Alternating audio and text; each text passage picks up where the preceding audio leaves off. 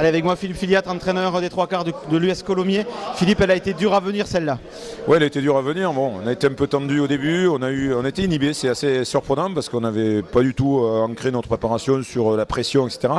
Et on était tendu. Et donc, bon, après, on avait essayé de gérer un peu l'imprévu.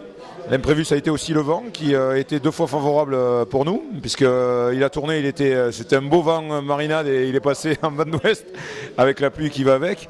Et bon, ça nous a quand même bien aidé. Mais malgré tout, on a joué ce match extrêmement tendu. Donc il faut qu'on s'en serve parce que il n'y a pas de raison, quoi. On déjoue un peu tous les pronostics, on est là. L'idée, c'est vraiment de profiter de tout ça et de faire en sorte que l'on grandisse sur ces événements. Parce que ça en est un, parce que là pour nous c'est un exploit, quoi. Vraiment par rapport à Colomiers, c'est un exploit de se retrouver là. Et il faut qu'on l'utilise en tant que tel, quoi, en tant qu'exploit et surfer un peu là-dessus. Et surtout pas se tendre, quoi, ne pas se tendre. Vous parlez d'exploit, est-ce qu'on peut dire aussi peut-être une récompense, une confirmation? Depuis 4 ans, ce club est revenu en Pro D2, construit, comme je le disais avec le président Carré, sans bruit, sans lumière. Mais il y a du travail de fond qui est fait, c'est aussi donc cette récompense qu'on a là ce soir sur la pelouse.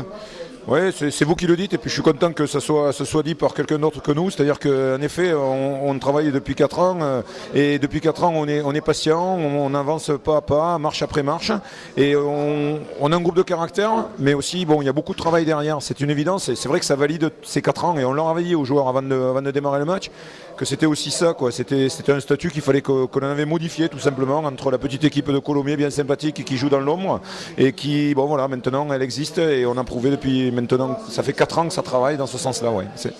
Un petit mot sur les adversaires du soir, on leur avait reproché d'avoir un petit peu galvaudé le match, d'avoir fait tourner l'équipe avec beaucoup d'espoir. Ils vous ont rendu la partie difficile quand même. Alors on n'a jamais dit ça. Non, je ne parle pas des Colomiers, mais on a lu dans la presse à droite à gauche, quoi. Non, on n'a jamais dit ça parce qu'on est dans un monde de pro, c'est ce qu'on leur a dit avant le match. On est dans un monde de pro, les joueurs de Carcassonne ont fait le boulot en tant que professionnels. Ils avaient aussi à cœur d'honorer des garçons qui quittent le club et on savait de toute façon à quoi s'attendre. Et on avait vu à travers l'analyse que l'on a fait de l'équipe de Carcassonne toutes ses vertus et sa combativité. Et on savait pertinemment que ce ne serait pas facile.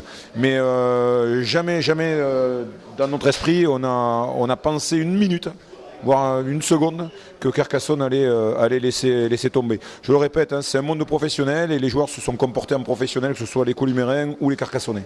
Programme de la semaine pour se donner un petit peu de vue avant cette demi-finale face à Bayonne? Tout d'abord, comme on fait habituellement, on va savourer ce moment.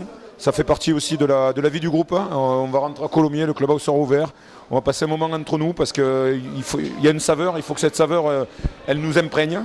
Et ensuite, dès lundi, on bascule sur l'échéance à venir. Alors c'est peut-être un peu nouveau pour nous, mais ça reste dans une forme de routine de travail. Et voilà, on est dans cette logique. Merci Philippe et donc bonne semaine de préparation. Ouais, merci beaucoup.